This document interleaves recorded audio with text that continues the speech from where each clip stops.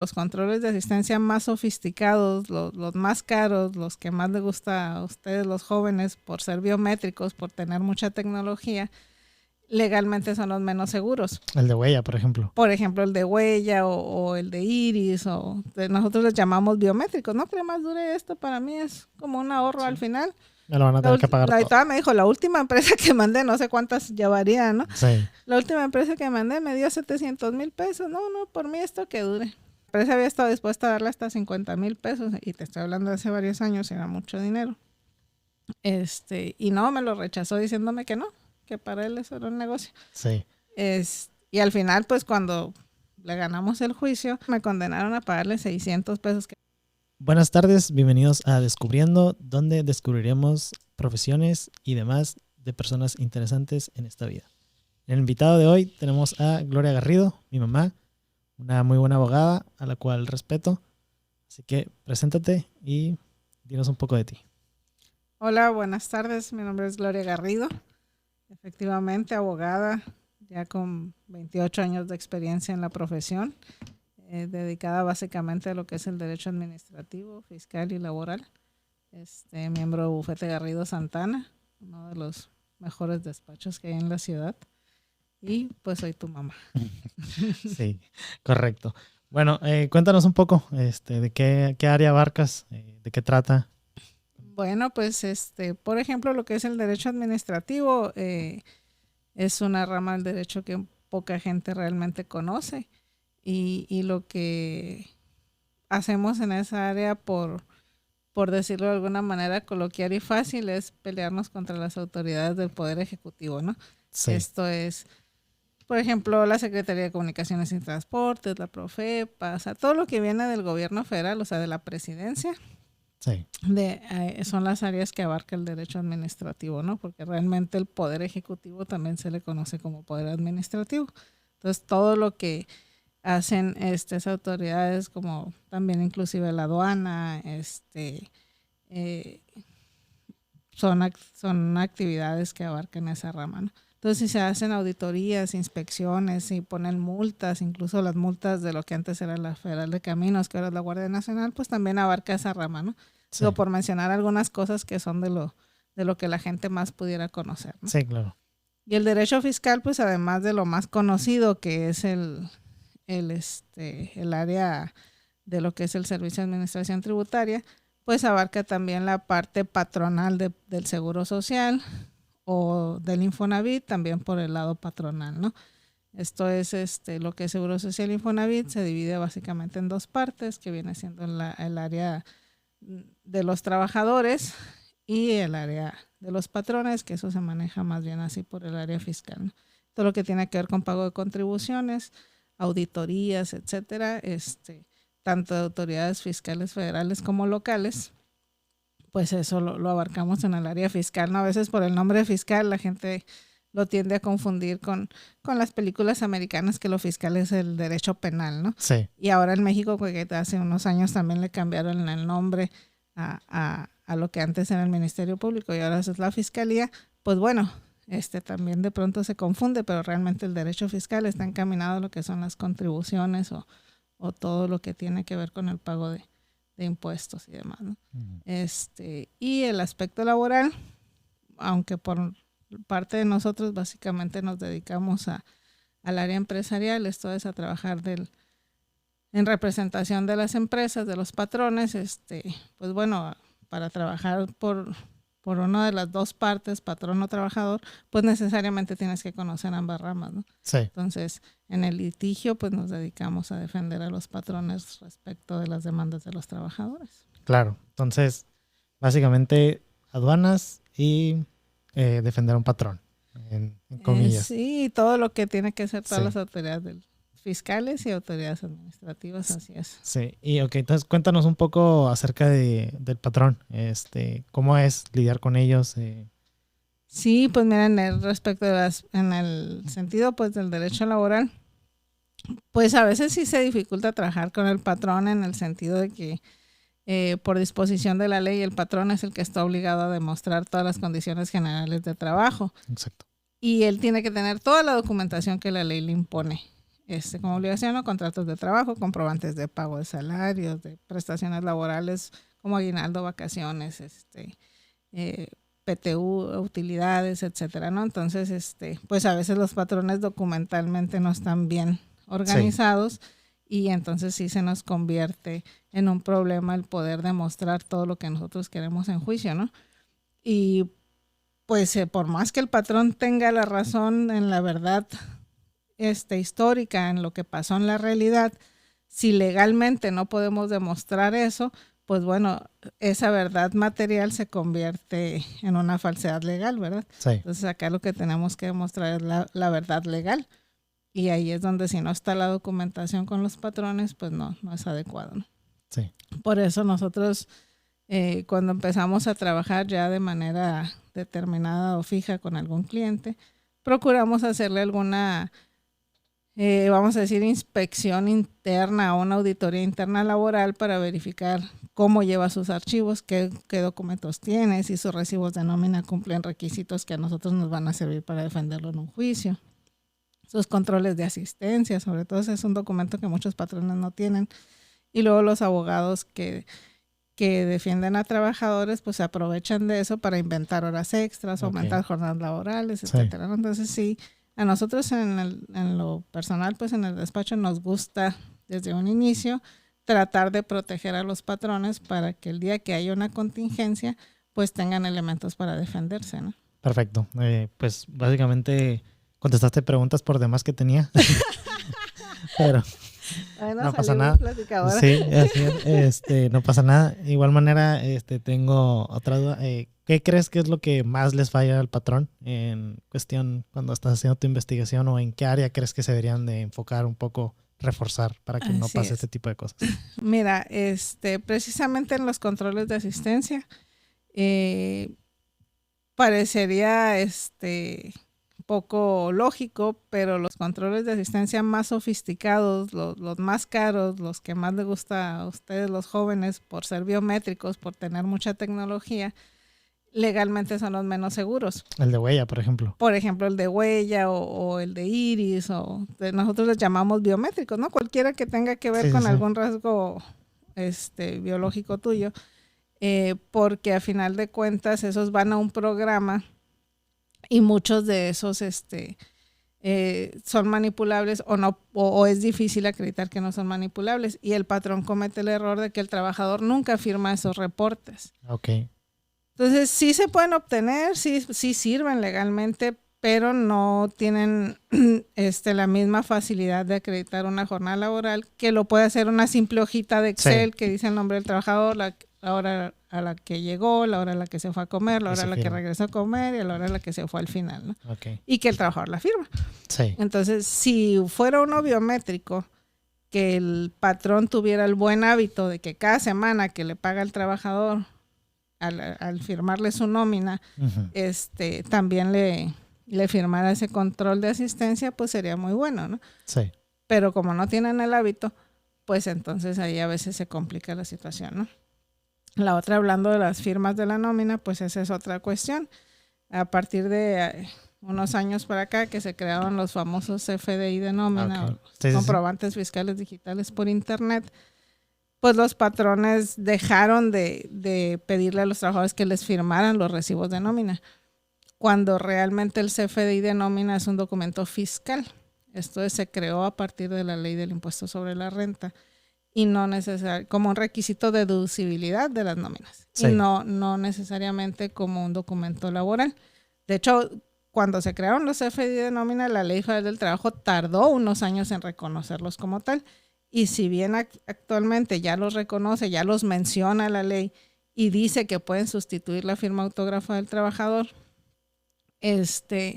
en lo personal siempre recomiendo que sigan firmando los recibos de nómina, porque bueno, el CFDI de nómina te puede acreditar lo que le pagaste al trabajador, pero no que realmente es lo que devengó, o sea, no que es realmente lo que se merece por el tiempo que trabajó, por lo que hizo, ¿no? Entonces, también eso puede ser algún problema.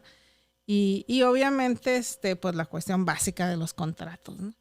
Es un contrato donde puedas o no establecer que el trabajador deberá de cambiar horarios si tú como patrona sí lo necesitas, o de puesto, etcétera, ¿no? Entonces, si no tienen un buen contrato, a la hora que quieren mover a un trabajador de sucursal o de turno, pues es un problema si el trabajador no quiere, ¿no? Sí. Entonces son muchos detalles en los que hay que estar al pendiente con los patrones, ¿no? Qué interesante, ¿no? Qué interesante que uno diría que lo biométrico es lo más seguro y lo que todos tienen, ¿no? En todos lugares que vas, yo creo que lo tienen en su mayoría. Y como dices, no refuerzan el área de estar firmando porque ya lo haces, ¿no? Nomás llegas con la huella, la pones y ya te Y identifica. consideran que es lo tuyo, exactamente. Pero en la realidad, ya en un juicio, pues sí es complicado hacer eso, ¿no? O sobre todo demostrar, porque pues muchos abogados de los trabajadores dicen, no, es que eso que tú estás exhibiendo, tú lo manipulaste porque ese sistema biométrico te manda la información a tu computadora y tú ahí la puedes mover, ¿no? Sí. Hay algunos que realmente no se pueden mover, pero hay otros muchos que sí se pueden mover. Sí. Entonces, pues es complicado, ¿no? Y el trabajador pues niega que no así hubiera sido, etcétera, ¿no? Entonces, sí es complicado. ¿Cómo un trabajador se da cuenta de esos detalles? ¿Quién lo asesora, por así decirlo? Pues su abogado. Un abogado, entonces. Así es. Mira, actualmente pasa mucho y digo, como la ley federal del trabajo es muy sobreprotectora del trabajador. Sí, claro. Y aparte tiene lo que le llamamos en el derecho la suplencia de la queja. Esto es que cuando al abogado le faltó decir algo o alegar algo o reclamar algo, el juez está obligado a suplirlo. Esto es a favorecer al trabajador por todas las deficiencias que su abogado no tuvo. Sí.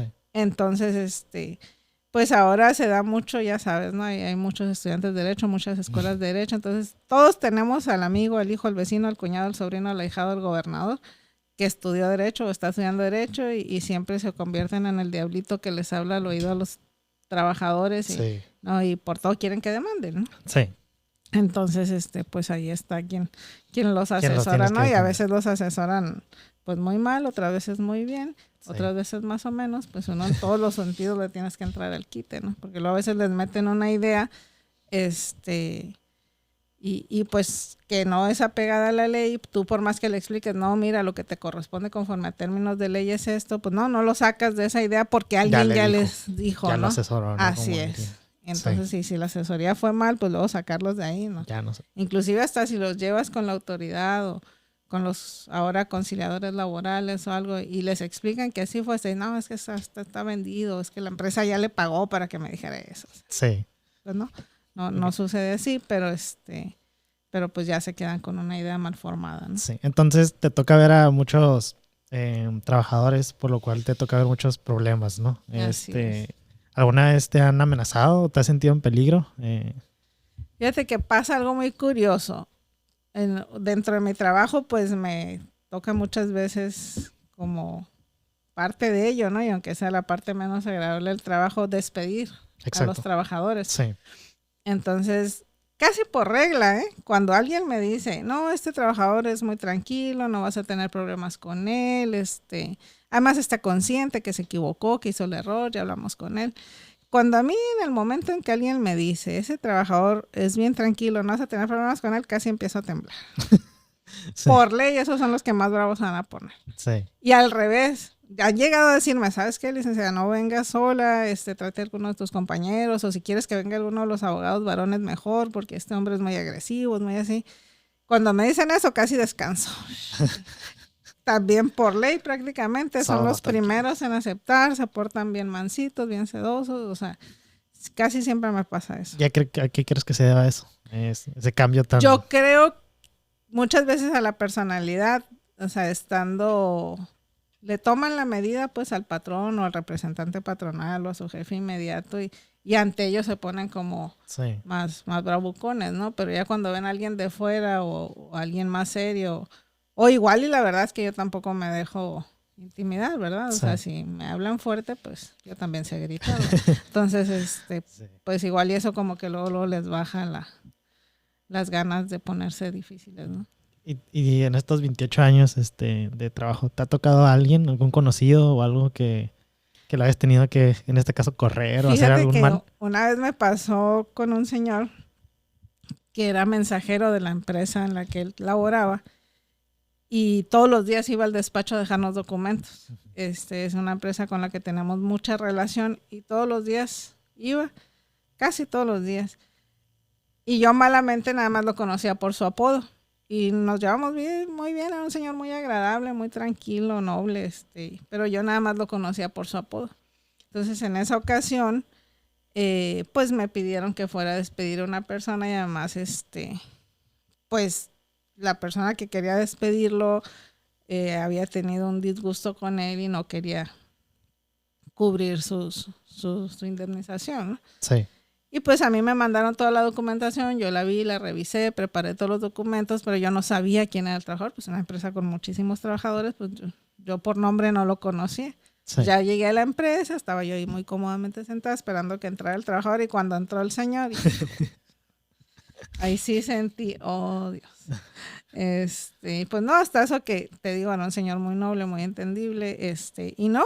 Una vez que platiqué con él y expuso su punto de vista y todo, pues mi recomendación sí fue pagarle sus indemnizaciones, ¿verdad? Sí. Y así sucedió, pero esa vez sí, de pronto yo creo que, no sé si me lo habrá notado en la cara o no, pero de pronto sí cuando lo vi entrar a él, sí me sorprendí. Ya hace muchos años de eso, sí. Pero sí. Y tengo otros que, por ejemplo, empresas así que ya saben, muchas empresas pues me ven llegar y generalmente ya saben a lo que voy, ¿no? Y hasta se empiezan a voltear y unos hasta bromean y ahí vienen por ti y así se empiezan a hacer burla, sí, ¿no? Sí. Y pues yo nomás paso como si no oyera, pero pues sí se quedan viendo. Y quienes sí me conocen, de pronto me dicen, licenciada, cuando venga por mí, no me diga nada, nomás dígame, fírmale y yo le firmo. Y otros al revés me dicen, cuando venga por mí yo no le voy a firmar nada, licenciada. Y ahí hasta bromean con uno. Pues. Sí. Ok, excelente. Y cuéntame, ¿qué es lo que más te gusta de mi trabajo? De tu trabajo, sí. Mira, por ejemplo, cuando son cuestiones fiscales, la verdad es que sí es bien padre quitarle al fisco algo que consideran que ya te arrebataron, ¿no? Sí. Vamos a decir, no sé, cuando la aduana te decomisa alguna mercancía, un vehículo, cosa que se da mucho aquí en la franja fronteriza. Y pues que ya lo tienen ellos, ya te lo embargaron, ya te multaron, ya te fincaron un crédito fiscal, o sea, un adeudo fiscal, donde además de que declaran que el vehículo pasa a propiedad del fisco, te cobran los impuestos que debiste haber pagado como si lo hubieras importado, las multas por no haberlos pagado, pues se convierte en una cuenta larga, ¿no? Sí. Y más que la mercancía te la valoran como si acabaran de salir de la agencia, sí. ¿No? Exacto.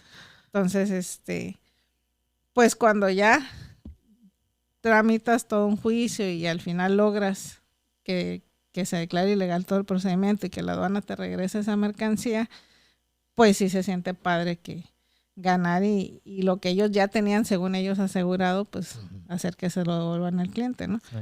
O cuando ganas, por ejemplo, en el aspecto laboral, una ocasión me tocó una persona que su juicio lo estaba tomando como un negocio, ¿no? No como alegar un derecho que él tenía, sino pues se aprovechó de las circunstancias, fue e inventó que lo habían despedido, cosa que no era verdad. Pero la empresa patronal pues es una empresa muy reconocida aquí en Mexicali, muchísimos años de antigüedad, y no querían problemas. No les gusta tener juicios y realmente son muy buenos patrones, de hecho no tienen muchos conflictos laborales. Sí. Pero persona era un mesero, venía de México y allá ya él había llevado un juicio por lo que me dijo. Entonces la empresa pues te digo no quería problemas y me dijo, no, ¿sabes qué? De todas formas, págale y nosotros no queremos problemas, no nos gustan los tener esa clase de juicios. Y él así muy cínicamente me dijo, no, para mí entre más dure esto, mejor. En aquel tiempo todos los salarios caídos corrían de manera indefinida. Ahorita ya no. Ahorita no están topados a un año y a partir de un año empiezan a correr intereses del 2% mensual sobre 15 meses, bastante caros. Pero de todas formas ya antes no, pues era de manera indefinida pagar el salario diario del trabajador. Sí. En aquel tiempo todavía era así. Pues me dijo, no, por mí entre más dure esto, para mí es como un ahorro al final. Me lo van a tener que pagar todo. Me dijo, la última empresa que mandé, no sé cuántas llevaría, ¿no? Sí. La última empresa que mandé me dio 700,000 pesos. No, por mí esto que dure. ¿Y cuánto tiempo no te dijo? Pues, no me dijo. Pero pues digo, tampoco estaba yo como para ponerme a cotorrear con él amablemente, ¿verdad? Entonces, al final pues se tramitó todo el juicio, me condenaron a pagarle 600 pesos, que nunca le pagué, por cierto. Sí, pues su abogado no iba a hacer ninguna acción o algo para cobrarme 700 pesos. Sí. Pero sí, la empresa había estado dispuesta a darle hasta 50,000 pesos, y te estoy hablando de hace varios años, era mucho dinero. Y no, me lo rechazó diciéndome que no, que para él eso era un negocio. Sí. Y al final, pues cuando le ganamos el juicio, pues la verdad es que sí, son de esas veces que te da mucho gusto pues ganar. Digo, siempre te da gusto ganar, ¿verdad? ¿Y qué pasa, por ejemplo, en este caso a él como demandante, que en este caso perdió el juicio, ¿no? ¿Le tiene que pagar al abogado todo lo que hizo? Pues lo que pasa es que en materia laboral lo que se acostumbra es que los abogados te cobran una muy pequeña cantidad por hacerte la demanda o incluso nada. Y al final te cobran el 30% de lo que tú obtengas como trabajador. Entonces, pues no, ese abogado pues se quedó sin nada por ese juicio, ¿va? Entonces, en esta situación, por ejemplo, tú tienes casos, ¿no? Y ¿cuál es tu caso más largo que has tenido, por ejemplo? Mira, precisamente la semana pasada nos acaban de notificar una ejecutoria de un juicio laboral de Ensenada que empezó en el 2010. Realmente este asunto ahí debería terminar, pero parece ser que el abogado ya me comentaron que iba a volver a interponer, pero que ya se lo van a aclarar improcedente, porque ya es un medio de defensa que ya no opera en este momento. Pero pues para que le digan eso va a pasar unos 6 o 8 meses más. Entonces, pues fíjate, y tengo, por ejemplo, juicios así de los que están activos ahorita, vamos a hacer quinceañeros ese juicio. Y luego, por ejemplo, tengo unos que son diagonal 2012, empezaron en el 2012, ahorita están en etapa de pruebas después de 10 años. Significa que no va ni la mitad del juicio. Sí. Y ya tienen 10 años. Son juicios federales laborales que todas se alargan más, ¿no? Desafortunadamente las autoridades laborales están muy sobrepasadas en cuanto a trabajo y los juicios son muy largos. Cuando están con el sistema anterior, ya hay un nuevo sistema de justicia laboral que entró en vigor hace aproximadamente un año. Y ahorita pues todavía no están saturados de trabajo, entonces los juicios laborales con el nuevo sistema están durando ahorita unos meses. Ya no pasa eso entonces. No pasa de eso, así es. Pero eso es porque acaban de empezar. Probablemente con el tiempo se van a ir saturando, así es, y vamos a ver cómo lo solucionan, ¿no? Pero ahorita juicios así largos, pues tenemos que hablar necesariamente de los del sistema anterior. Y sí, pues sí tenemos juicios que duran eso, ¿no? 14, 13, 15 años. ¿Y cómo es para un abogado del lado patronal? ¿Cómo se le paga ahora? Ok, pues aquí nosotros lo que hacemos para cotizarle a un cliente sus honorarios es valorar la dificultad del asunto, el tiempo que le vamos a invertir y el estudio y el valor del juicio, ¿no? Uh-huh. Esto es, por ejemplo, si es un asunto laboral, pues cuantificamos lo que le están demandando al trabajador y un promedio de lo que el juicio puede durar y con base a eso cobramos un porcentaje, ¿no? Si es un asunto, por ejemplo, fiscal, una multa, una aduana, una determinación que le hubieran hecho un contribuyente por una auditoría, por omisión de impuestos y demás, pues le cobramos un porcentaje también basado en el importe del crédito fiscal. De tal forma que para el cliente siempre sea pues mejor pagar honorarios a nosotros que pagar, ¿no? Sí. Entonces, pues si, no sé, si le fincan un crédito de 500,000 pesos y yo le voy a cobrar 400,000, va a decir, no, pues mejor le pago al fisco y me dejo de cosas, ¿no? Sí. No, la idea es que obtenga un verdadero beneficio, entonces nosotros le llamamos sobre el ahorro fiscal, ¿no? Sobre lo que le vamos a ahorrar, sobre eso le cobramos un porcentaje. ¿Y qué pasa, por ejemplo, en esta situación? Porque al final de cuentas nada está escrito, ¿no? Entonces, ¿qué pasa si tú a la hora de hacer tu cálculo piensas que va a ser algo fácil, sencillo, y a la hora es algo larguísimo? ¿Un abogado pierde? Pues ahí ya. Ni modo. Sí. Mira, todos los juicios son una moneda en el aire, ¿no? Exacto. Yo te puedo decir, ¿sabes qué? Pues yo tengo, no sé, multas fiscales, unas muy comunes y muy baratitas, vamos a decir, multas por incumplimiento de obligaciones fiscales. Esto es que no presentaron las declaraciones a tiempo. Sí. pues bueno, esas multas te puedo decir, sabes que yo tengo cientos de esas ganadas, ¿no? Sí. Pero también hay un par por ahí perdidas. ¿Por qué? ¿Quién sabe? Son igualitas, alegas lo mismo. O sea, las cuestiones son juicios que se pueden ir, vamos a decir, como gemelos. Sí. Y al final... A la hora, sí, tienes diferente resultado. cientos o 1000 o los que sean ganados y de pronto llega uno en que pues no, y la sentencia no la dictas tú. Entonces, por ética profesional uno nunca le debe asegurar al cliente que le vas a ganar su asunto. Claro. Y siempre hay quien dice, no, tales abogados son muy buenos o tal abogado es muy bueno. Nunca ha perdido un juicio. Mi opinión personal es que cuando un abogado dice que nunca ha perdido un juicio, hay dos motivos. Una, o no tiene la experiencia suficiente como para haber llegado a perder un juicio. Entonces apenas ha llevado 1 o 2 y ha tenido todavía la suerte de haberlos ganado. Sí. Y la otra es que es un mentiroso. Y pues por la fama que tenemos los Exacto. abogados, Que... la segunda opción no es así como que muy descabellada, ¿no? Sí. Pero realmente todos los abogados, pues ganamos y perdemos juicios, ¿no? Tanto porque al final de cuentas hay un parámetro escrito de lo que es la justicia y pues bueno, alguien tiene que tener la razón, ¿verdad? Sí. Entonces, siempre, aunque tu lado te toca hacerlo mejor y dar tu mejor esfuerzo y tratar de encontrar el contenido legal que a tu cliente le sirva, pues siempre va a haber uno que no tenga la razón. Sí. Entonces, de hecho, por eso, pues el decálogo del abogado, una de las cosas que dice es, olvida, ¿no? Olvida tan pronto la victoria como la derrota, porque si nos quedamos clavados en algún asunto que perdimos, pues nos vamos a sentir por los suelos, ¿no? Sí. Y al revés también, cuando ganamos, y sí se siente muy padre, te notifican tus sentencias, tus laudos o tus ejecutorias, lo que sea, y ves que ganaste, pues sí, se siente muy padre. Pero también pronto lo tienes que dejar de lado, pues porque si no se te van los humos a la cabeza, ¿no? Sí, claro. Claro. Entonces, ¿y qué opinas de eso, de la fama que tienen los abogados? ¿Cómo crees que surgió todo y cómo crees que va ahorita? ¿Crees que ha cambiado? ¿Crees que sigue igual? mira, híjola, la verdad es que tiene buenos fundamentos. Sí, desafortunadamente hay mucha corrupción en el medio. Y hay corrupción, de alguna manera podemos decir justificada o entendible. Vamos a decir, no sé, hace poco aquí hubo un caso, yo creo que era 1.5 años, un caso de que hubo una balacera muy fuerte aquí en la ciudad.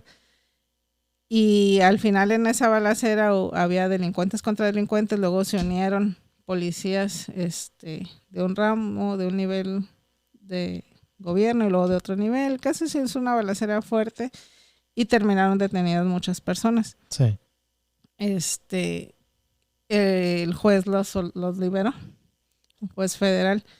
Ese juez al cabo de unos días, no inmediatamente, unos días después el juez los liberó, 3-4 días.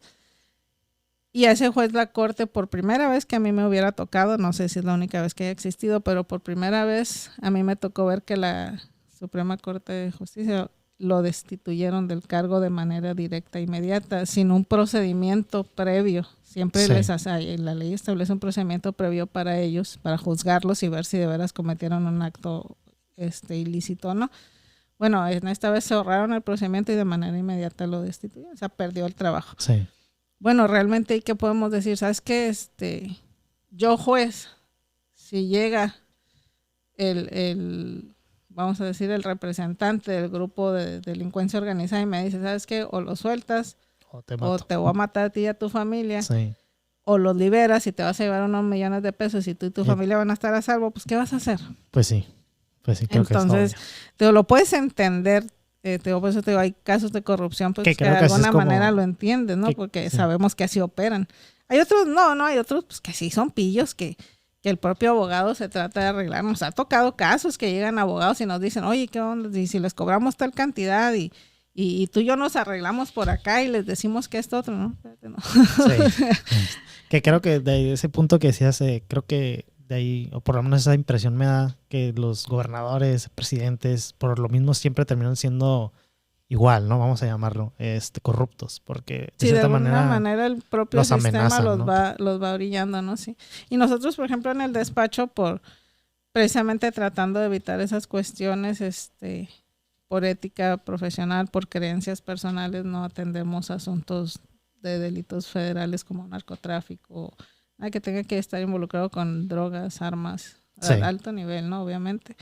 Y tampoco delitos sexuales, a menos que de veras estemos completamente seguros que la persona es inocente, pero no lo hacemos. Yo creo que todos los abogados tienen un límite. Así es, o un aspecto que no les gusta, ¿no? Hay otros que dicen, no, yo derecho familiar no me meto con eso porque los niños, etcétera, Sí. ¿no?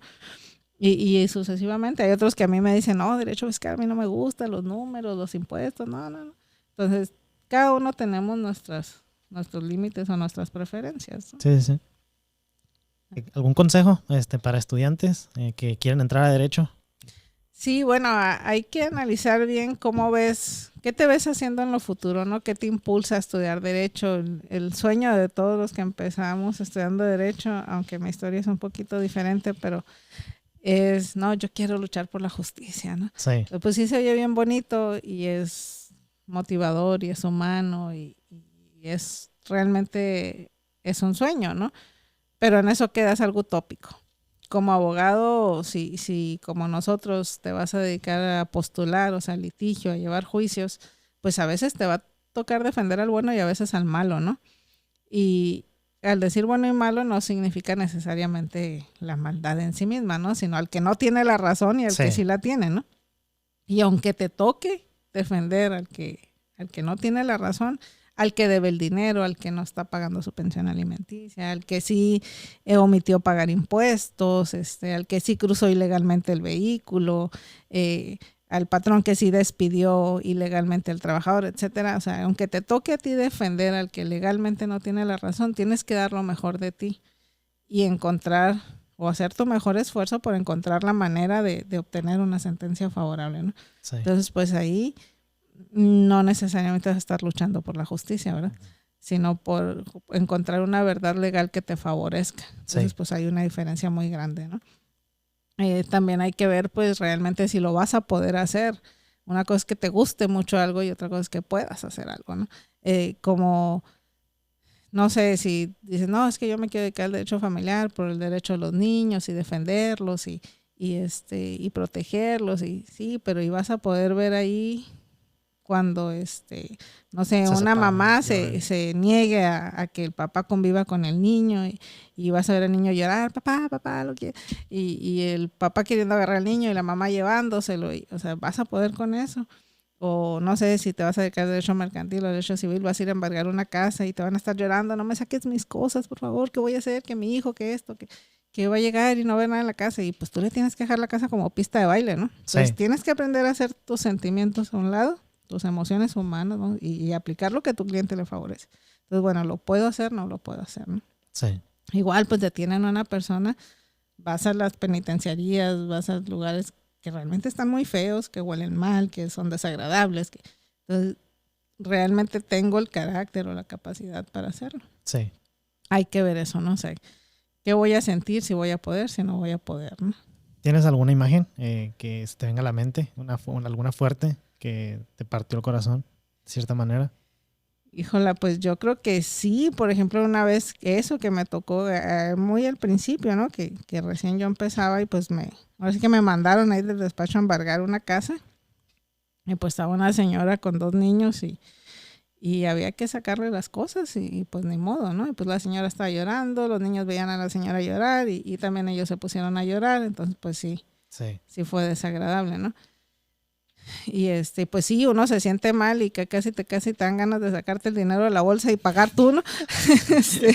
Pero pues no, o sea, son cosas que tienes que aprender a controlar y también a disimular, porque aunque por dentro estés sintiéndote muy mal, pues no puedes dejar que eso se te note, porque entonces ahí te debilita. Te agarra, ¿no? Así es. Sí, hay un mito aquí que siempre se dice, ¿no? Que 2 cosas. Una, que para ser abogado tienes que memorizar las leyes. Y la otra, que si eres peleonero, eres abogado, ¿no? Yo creo que de chiquito todos hemos escuchado eso, ¿no? Que dicen, tú eres bien peleonero, tú vas a estudiar abogado. Pues no, bueno, ahí están, ahí están las dos. Oye, bien dices, no, los dos son mitos, los dos son mentiras, mira. La verdad es que yo, por ejemplo, en algunas ocasiones he participado apoyando a la Escuela de Contabilidad, a la Facultad de Contabilidad, preparando a sus alumnos que compiten en los maratones fiscales. Sí. Por fortuna, muchas de esas veces nos ha tocado llegar a buenos niveles, inclusive ganar nacionales. Hay una muchacha que a mí me sorprendía porque se sabía el código fiscal, pero con puntos y comas. Y era estudiante, no recuerdo, creo que estaba en octavo semestre de contabilidad. Y yo ya tenía como 20 años de experiencia en esa materia y decía como, ojalá yo me supiera el código fiscal así. O sea, se lo sabía increíble. Yo Sí. jamás conozco el contenido de la ley, pero aprenderte artículos así de memoria como periquito realmente no sirve de nada, ¿no? Lo importante es que sepas dónde buscar, de qué materia te están hablando, cómo encontrar las cosas. Y la principal característica, que eso ya viene con el, se complementa con lo segundo que estás comentando, es saber usar ese contenido de la ley. Sí. No, en el derecho no se trata de pelear, ni eso, como tú dices, te ven bien alegador y bien entrón y no, este va a ser abogado. Sí. No, aquí de lo que se trata es tener astucia para poder manejar el contenido de la ley de acuerdo a los intereses de tu cliente. Y obviamente adentrarte de todo el campo legal es muy complejo, es muy amplio. Entonces, adentrarte de lo más posible para que puedas complementar una ley con otra y entonces encontrar precisamente eso que le favorezca a la ley y a tu cliente, perdón, y que de alguna manera, aunque tú lo leas y a simple vista parezca que dice lo contrario a lo que tú quieres, tu trabajo de buen abogado es encontrar cómo voltear eso para que diga lo que a ti te conviene y no lo que parece que dice. Ahorita mencionaste con que era un estudiante todavía, ¿no? También se dice mucho que cuando va alguien con experiencia, con alguien recién egresado, en este caso un estudiante, que es una victoria segura. ¿Es cierto eso o requieres experiencia para ser un buen abogado? Evidentemente la experiencia como en cualquier lugar te sirve, ¿no? O sea, obviamente es básico, ¿no? Pero hay jóvenes muy brillantes. Y que desde el principio se les nota la madera que traen, ¿no? Sí. Mariano Alejandro es uno de ellos, ¿no? Tú lo conoces bien, colaborador y socio del despacho. Sí. Que ahorita pues ya tiene unos años de experiencia, pero desde que empezó, o sea, jovencito, todavía inclusive estudiante, se le notó que iba a ser un abogado muy brillante, ¿no? Entonces, y hay otros al revés, que tienen muchos años y que tú dices, ¿cómo es posible que después de tantos años dedicándose a esto todavía no haya aprendido eso, ¿no? Y que además vive de esto? Entonces, o sea, hay de todo, ¿no? Sí. Pero definitivamente la experiencia ayuda. Y cuando uno está joven también pasa que no te tienen tanta confianza. Sí, claro. Y por ejemplo, a mí me pasó, ¿no? No nada más cuando fui joven, sino joven y mujer, entonces de pronto llegaban, ¿no? Me llegó a pasar que clientes en la cara me decían, cuando abrían la puerta y me veían ahí sentada en el escritorio, yo pensé que era el licenciado Garrido el que me iba a atender. Sí. Es usted y es mujer. Entonces, sí, así como que, y claro que eso a mí pues me impulsaba a ser mejor. A decir, va a ver ahorita. O sea, demostrarles que sabía y que podía. Y sí, generalmente salían del despacho con su asesoría o ya tranquilos y muy satisfechos y hasta disculpas llegaban a pedir, ¿no? Sí. Pero sí, cuando estás joven sí es muy difícil que confíen en ti a primera instancia, ¿no? Sí, claro. Y te tocaste un tema muy importante, ¿no? La mujer. ¿Crees que ha cambiado eso o crees que sigue igual? Ahorita ya que llevas más tiempo. Mira, empieza a cambiar, pero creo que nos falta mucho. Sí, la mujer, aunque ya tenemos fama de ser más dedicadas, más cuidadosas, creo que todavía no estamos preparados mental y socialmente para entender que la capacidad de la mujer es buena, ¿no? Entonces sí nos cuesta más a las mujeres demostrar nuestra capacidad, nuestra inteligencia y demás que al hombre, ¿no? Casi el hombre por default se lo creen, ¿no? Sí. Y a uno lo tiene que estar demostrando, ¿no? Y también es una realidad que tampoco estamos preparados socialmente para que haya una verdadera igualdad, ¿no? La mujer tiene muchos cargas todavía ajenas a la profesión que necesariamente las tiene que ir mezclando, ¿no? La maternidad, el hogar, ya sea por decisión propia, por amor, por valor, que pues una mujer habitualmente llega a su casa y ahora sí que te tienes que quitar el disfraz de profesionista y ponerte el de mamá, el de ama de casa y hacer eso, ¿no? Independientemente de si tienes o no tienes ayuda con la limpieza o alguna persona de servicio en tu casa, pero pues el de mamá y demás te lo tienes que poner. El varón tiene más oportunidad de llegar a casa y seguir estudiando, seguir leyendo, o sea, poderse dedicar a otras cosas, ¿no? Y Sí. la mamá a veces se le complica un poco más eso, ¿no? Sí. Entonces, todavía es más difícil. Creo que sí ha mejorado, sobre todo porque ahora la mujer tiene más mentalidad de esperarse a tener hijos, de esperarse a desarrollarse, etcétera, ¿no? Pero sí siento que todavía estamos como que en pañales en ese lado. Sí, y te contaba, ¿no? La otra vez justamente que estaba ahí en recepción y justamente llegaron y preguntaron por un abogado y que cualquier abogado. Dijeron, no, quiero una cita con cualquier abogado, el que sea. Y ya que le dieron la cita, le dijeron, bueno, ¿es mujer o es hombre? Y yo me quedé pensando, bueno, ¿y por qué te interesa eso? Si llegaste preguntando por cualquier abogado, o sea, ni lo conoces, ni sabes nada de él. O sea, ¿por qué preguntar esa pregunta? No, pero bueno. Otra cosa, son caros en verdad los abogados como se piensa, así como los arquitectos. Yo creo que los arquitectos y los abogados tienen fama, ¿no? De eso, de que son careros y que a veces de cierta manera ni son tan necesarios, ¿no? Yo te puedo decir que en Garrido Santana somos menos caros de lo que la gente cree que somos. Sí. Mira, hay de todo, ¿no? Obviamente hay abogados que están llegando al grado de denigrar la profesión, en el sentido de que yo veo publicaciones en las redes sociales de que, divorcios 2,000 pesos, ¿no? Divorcios 1,500. Caray, digo, pues ni para las copias que vas a ocupar, ¿no? Sí. Y menos la luz que va a usar tu computadora o algo así, o sea, hay tanta demanda de tanto abogado actualmente, hoy en la UABC cada semestre salen por lo menos 300 abogados, súmale los del CETIS, los de la Xochicalco, los del CUD, los de todas las escuelas de derecho que hay ahora, que ya ni sé cuántas hay, pero muchas completamente desconocidas, pero que al final de cuentas sacan un título, que hay demasiadas personas tratando de dedicarse a esto, ¿no? Sí. Y eso los ha hecho estar bajando precios. Pero realmente un abogado debe de basar sus honorarios en lo que te decía hace un momento, Sí. ¿no? El valor material que implica el asunto, el tiempo y el estudio que le vas a invertir, ¿no? Sí. Ver el beneficio pues que va a obtener el cliente sobre la defensa que le vas a llevar. Sí, claro. Cuéntanos un poco cuál ha sido la mayor, ¿cómo se dice? Resucitada que has tenido de un caso. Lázaros de 3 días los llamamos. Lázaros les decimos, ¿no? Son muertos de 3 días. Sí. Cuéntanos un poco. La verdad es que, por ejemplo, en materia fiscal, en la mayoría de las ramas del derecho, ¿no? Pero bueno, trabajamos mucho por términos. Esto es por plazos que tienes para demandar o no. Y si no, por disposición de la ley se entiende que si en ese plazo no demandaste, tú ya consentiste el acto, que estás de acuerdo con él.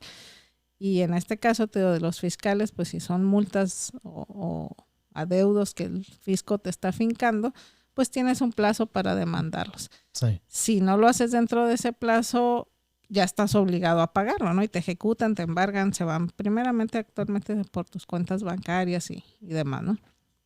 Bueno, pues sí, nos ha tocado muchos casos en que llegan ya con todos los plazos vencidos y pues adeudos fiscales de millones de pesos, ¿no? Entonces, a eso les llamamos Lázaros, pues ya se pasó el plazo, ya la ley dijo que ya lo consentiste, que ya hiciste, bueno, a nosotros nos toca revivirlo, resucitarlo. Sí.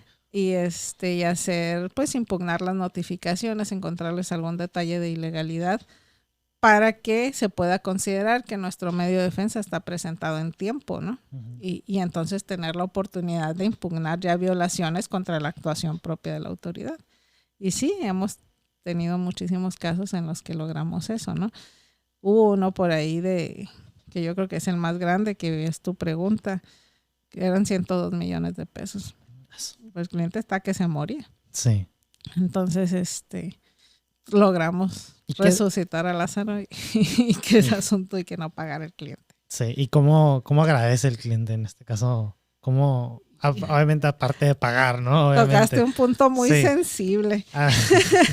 Mira, hay clientes que son muy agradecidos, que siempre pues de alguna manera te lo demuestran hablando bien de ti, reconociéndotelo, recomendándote, y pues te mandan inclusive algún regalito en Navidad, alguna fiesta festiva, el Día del Abogado, etcétera. Y simplemente la forma en la que te tratan, ¿no? Se nota en el agradecimiento. Sí. Pero hay otros tantos que no, hay clientes que tienen mala memoria y se les olvida pronto, ¿no? Sí. Y bueno, pues unos llegan al grado de no quererte inclusive pagar, ¿no? Sí. Ya sus honorarios, normalmente uno, pues, y sobre todo cuando los honorarios, pues no son una cantidad que no la vas a traer en la bolsa, pues bueno, se les fijan pagos, ¿no? Sí. Entonces, y normalmente fijamos un pago al final del asunto. Entonces, en esos casos, digo, sobre todo cuando son casos, digo, de cantidades fuertes, se fija un pago hasta el final del asunto. Hay muchos clientes que cuando ya les llega la sentencia, pues de todas formas ya saben que ya le ganaste y ya no te quieren pagar, o ya se hacen los perdedizos, los escondidos, etcétera, ¿no? Sí. Pero y bueno, ahí lo que te queda pues es la satisfacción, ¿no? La ley sí establece la manera de demandarlos, ¿no? Pero muchos abogados preferimos no hacerlo también por ética profesional, como primero es tu cliente y ahora es tu contraparte, ¿no? Ahora tú mismo lo estás demandando. Necesitarían ser asuntos muy delicados para que nosotros lleguemos a ese extremo. A otros abogados lo hacen de manera de tabla. Conozco abogados que casi todos sus clientes terminan siendo sus así es, sus demandados. Sí. Pero nosotros pocas veces llegamos a ese extremo. Sí, ok. Ahorita hablabas que te recomiendan y todo, ¿no? ¿Cómo es para un abogado salir de la carrera y no tener ninguna recomendación, obviamente? ¿Cómo es obtener clientes? Es difícil, y tiene mucho que ver también con la rama a la que te vas a dedicar, ¿no? Porque muchos, pues lo que aplican es el oído, ¿no? O sea, ahora sí que van y se paran en los juzgados o en el tribunal laboral o ahí en el centro de conciliación o en la procuraduría del trabajo, etcétera, para ir hasta en el ministerio público, depende, ¿no? Lo que te quieras dedicar. Y siempre vas a escuchar gente que está queriendo pedir asesoría, que está queriendo que alguien le ayude. Oye, ¿qué hago? Es que tengo un juicio que empezó hace mucho y ya no encuentro a mi abogado, en que no sé qué. Entonces ahí andan estas personas como que oyendo y de pronto se acercan y te ofrecen el servicio de alguna manera disimulada, ¿no? Sí. Y uno como abogado ya con un poco más de experiencia, pues te das cuenta de eso, que van empezando. Sí. Y más o menos pues muchos así arrancan cuando de plano están en cero, ¿no? Sí. Otros pues tuvimos la fortuna como yo de ser abogados ya de familia, ¿no? Que mi papá fue abogado, mis hermanos mayores son abogados y realmente mi camino en ese sentido estuvo muy favorecido, pero realmente me ha tocado ver abogados que así empiezan. Sí. ¿Y te ha tocado ver abogados que tienen básicamente todo para brillar, pero a la hora de obtener clientes no se les da y terminan siendo pues una decepción, por así decirlo? Sí, ahí también creo yo que influye la capacidad de socializar, ¿no? Porque si bien pues puede ser muy brillante, pero si no tienes quien lo comunique o a quien decirlo, pues entonces se te complica el asunto. Entonces esos abogados lo que terminan haciendo es pues trabajar para alguien más. Sí. Alguien con quien complementan esa capacidad de socialización y entonces ya uno, vamos a decir, que hace el aspecto de relaciones públicas y el otro hace el aspecto teórico legal de sacar adelante el proyecto profesional, ¿no? Sí. Pero sí también ese es un aspecto importante en la carrera para poderte desarrollar como postulante o trabajar en la iniciativa privada, ¿no? Te relacionas pues con empresarios, con gente que tiene sus negocios, grandes o pequeños, ¿no? Sí. Que al final de cuentas asesoría jurídica pues la mayoría de la gente necesita. Entonces, cuando vas relacionándote socialmente, pues a la vez, mira, nunca falta, siempre, indistintamente, llegas a una fiesta, alguna reunión y a veces no quieres ni que sepan que eres abogado. Porque inmediatamente, ay, eres abogado, fíjate que mi suegro se murió y entonces la casa y los hijos, o sea, siempre. Una asesoría gratis. Indistintamente, mínimo por evento al que vas, mínimo es una asesoría gratis, si no es que más, ¿no? Entonces, por eso es importante socializar. Quienes tienden a ser menos sociables, que no se les facilita el tener amigos o el llevarse bien con la gente, o que somos más retraídos, más de estar en casa, pues también eso no ayuda tanto a poder crecer y ampliar el... Que creo que ahí hay una similitud entre un doctor y un abogado, ¿no? Que un doctor, pues... Yo creo que ha dado 1000 consultas gratis a familiares, amigos, de todo, ¿no? Exacto. Entonces, creo que hay una similitud bastante grande ahí. Así es. Hablabas de... Y hay otra, Yo siempre he dicho ¿Cuál? que todas las profesiones evidentemente son muy importantes, pero dentro de los valores humanos, pues el principal valor humano que hay es la vida y la salud, y eso pues se encargan los doctores, ¿no? Y después de eso después de su vida y su salud, lo que la gente más quiere son sus bienes, ¿no? Y ahí entramos los abogados. Sí. Entonces ahí vamos de la mano, ¿no? Sí. Y de ahí pues todo parte, ¿no? Sí, claro. Y ahora dinos una recomendación para un abogado que quiere abrir su despacho. ¿Cómo empezarías tú para abrir un despacho? Pues bueno, si no, lo primero, un despacho obviamente genera mucho costo, ¿no? Tanto el local mismo, energía, no sé si vas a necesitar por lo pronto una secretaria, una recepcionista, alguien auxiliares, pues que te lleven de la mano con la organización de los asuntos. Y una, pues sí vas a tener, sí requiere cierto capital de inicio, ¿no? Y si no lo tienes, pues lo que te decía hace un momento, ¿no? O sea, tratar de encontrar asesorías. Sí. Y encontrar la forma de que cuando estás en esa fiesta y te dicen, oye, es que mi suegro se murió, ok, ¿qué te parece si nos vemos en el despacho? Y ahí te explico más ampliamente. Y bueno, empezar a jalar gente, ¿no? Porque si ya das la asesoría gratis y tú apenas vas empezando, pues ya te va a quedaste estar en sin chino, uno, ¿no? Sí. Claro. Y la verdad es que a veces le inviertes mucho tiempo a la gente y luego al final no te deja nada, ¿no? Yo no sé por qué, yo no me lo explico, pero la gente muchas veces te pide citas, va a su asesoría y se van sin preguntarte cuánto es.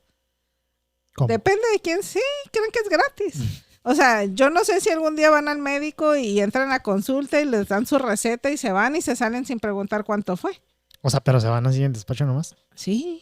Toman de largo. Exacto, y depende de quién sea y como sea, pues ya tú sabes si le dices a la recepcionista, oye, páralo ahí y cóbrale, ¿no? O no. Te digo, obviamente hay clientes que, te digo, ya tenemos de planta, que trabajamos con ellos desde hace mucho tiempo, algo que ya sabemos que cualquier problema que tenga van a acudir a nosotros, pues no les cobres las asesorías o están incluidas dentro de un servicio que ya les das de manera permanente. Sí. Pero de pronto pues llega Pepito López y te quedas 2 horas explicándole cuál es la situación jurídica que tiene y se levantan y muchas gracias y creen que con el gracias vas a comer, ¿verdad? Pues no, vas a pagar la luz a la secretaria, no. Sí, entonces, claro. sí, la gente no tiene el hábito de pagar una asesoría legal. Sí. Y muchos hablan, piden cita y preguntan, o uno les dice, o la secretaria les dice, ¿no? ¿Sabes? Sí, le pueden dar cita tal día, tales horas, la consulta vale tanto. Ok, gracias, yo después hablo. Sí, pues ya nunca. Sí. Ahorita comentaste que tienes 28 años de experiencia, ¿no? 28, ¿estoy correcto? Así es. Vamos a regresar un poco al tema de la mujer.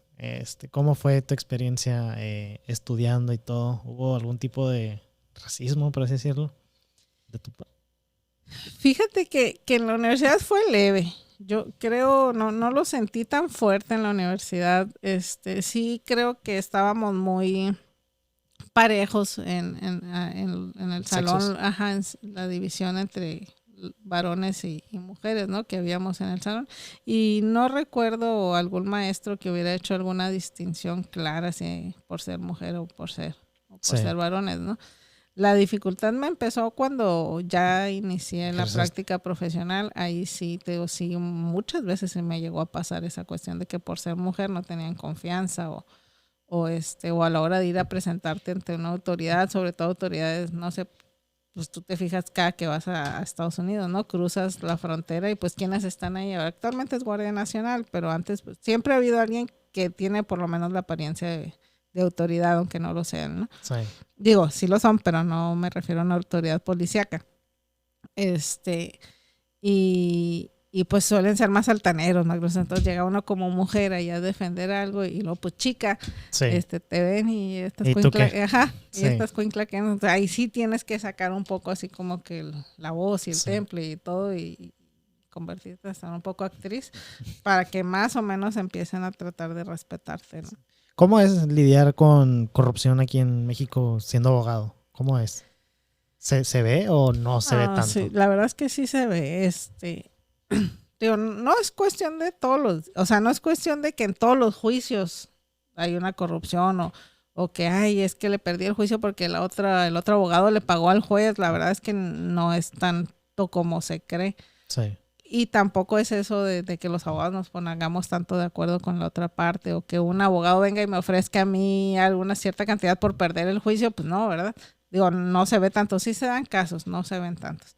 Pero también ves asuntos en que tú te das, o sea, evidentemente las sentencias que emitieron hubo mano negra ahí porque son absolutamente contradictorias, incongruentes o algo. Y si son asuntos de mucho dinero, ahí es cuando te das cuenta que algo extraño pasó Sí. por ahí, ¿no? Cuando Sí. son asuntos chicos, no digo, tampoco los jueces es como que arriesguen su reputación y su puesto por cualquier cantidad de dinero. Sí, claro. Sí, como comentaste ahorita con el juez ¿no? Así Que es. se quedó sin nada. Exacto. Bueno, para despedirnos, te quiero agradecer por el espacio. Más que nada que sepas que estoy orgulloso. Tanto como yo como mi hermano creo que estamos demasiado orgullosos de ti, de lo que has podido lograr siendo mujer en la época que te tocó. Creo que más difícil aún. Creo que te tuviste que esforzar el doble y pues estamos muy agradecidos con eso. Muchas gracias, hijo. Yo, gran parte de ese esfuerzo que hice y que sigo haciendo ese y será por ustedes. Sí. Los amo. Pues muchas gracias por ver Descubriendo y esperamos vernos en un episodio más.